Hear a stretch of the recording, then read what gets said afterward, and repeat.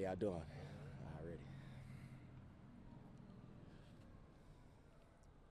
Zach, you had a chance to watch film.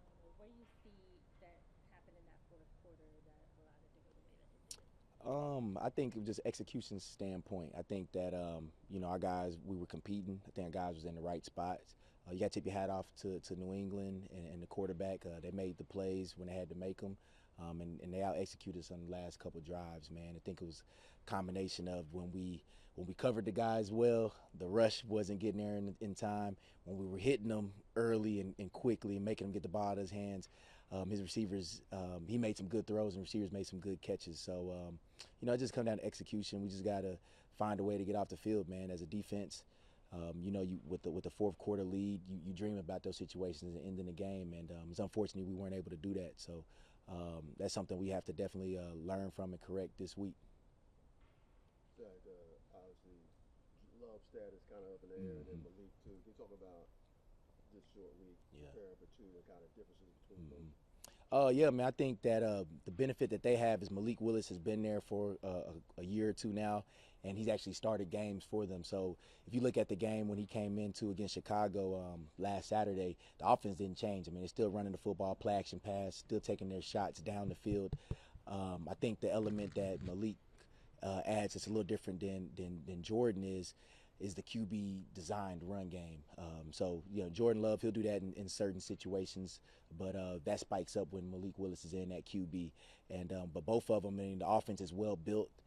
They got talented players all over the field at the receiver position, tight end position, and the running back position. And you could tell that the way they were calling the game, they felt comfortable with them just running with Malik running their offense. So it won't be big difference preparation wise.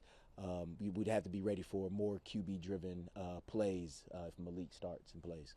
Zach, what was the breakdown in their late rushing touchdown, and I guess what were the teaching points in Yeah, man, it was just all about gap control. We had two guys in the same gap. We should have spiked into the A gap and constrict that space. So whenever you end up with two guys in one gap, it creates a vertical seam, and those backs were gonna find it. We did a pretty good job bottling up the run game for the most part, but that one cost us right there.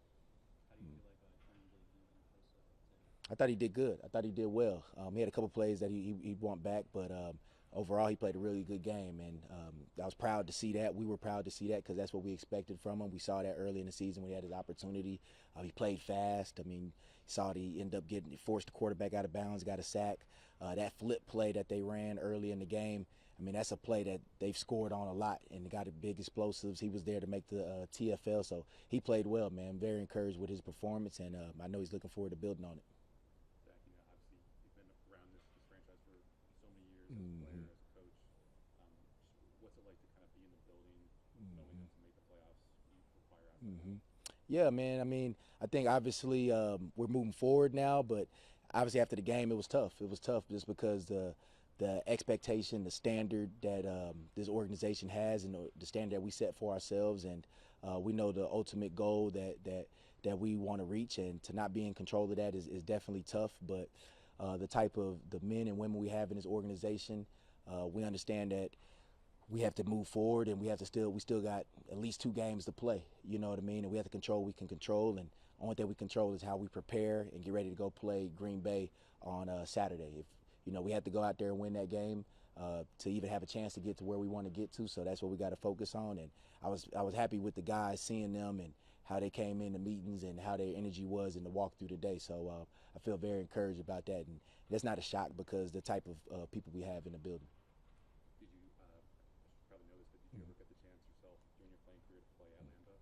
Nah, I never got a chance to play there. Been out there twice. The year after I got done playing in 2017, that was a good day for the Ravens.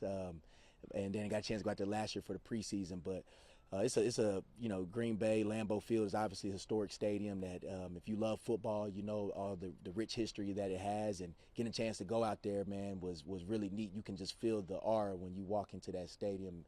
So I know we'll be fired up to be there, and I know our guys will be excited. Zach, with Ardarius, I know he wanted to get that fourth down play back, Yeah, but he did a yeah, lot of good things. yeah, he did.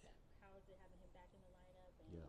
how is he coming along? It's good to have him back in the lineup just because he's a versatile piece that can go in there and go play. Like, Cheeto was down for us, so he was able to go in and play nickel and was able to kick Marlowe outside a little bit. And I think you were able to see all his abilities, coverage abilities, and then that play that he made before the half, blitzing off the edge, retracing, getting the ball off the quarterback was big for us. So it's real good to have him back.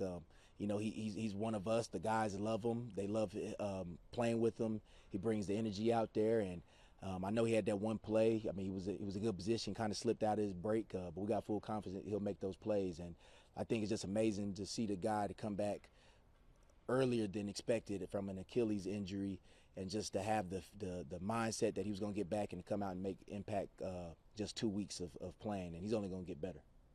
Exactly. When you look at just how this defense specifically has fallen short in prime time, I know you played a lot of really good offenses, in the kind of 8 o'clock hour, but do you just kind of attribute that to playing good teams, or is there anything bigger to like changing the mindset about how you approach these games? Yeah. Not back up enough, whatever. Yeah, no, I think that I don't want to discredit teams that we're playing at all. Definitely playing some good teams. Every week is competitive.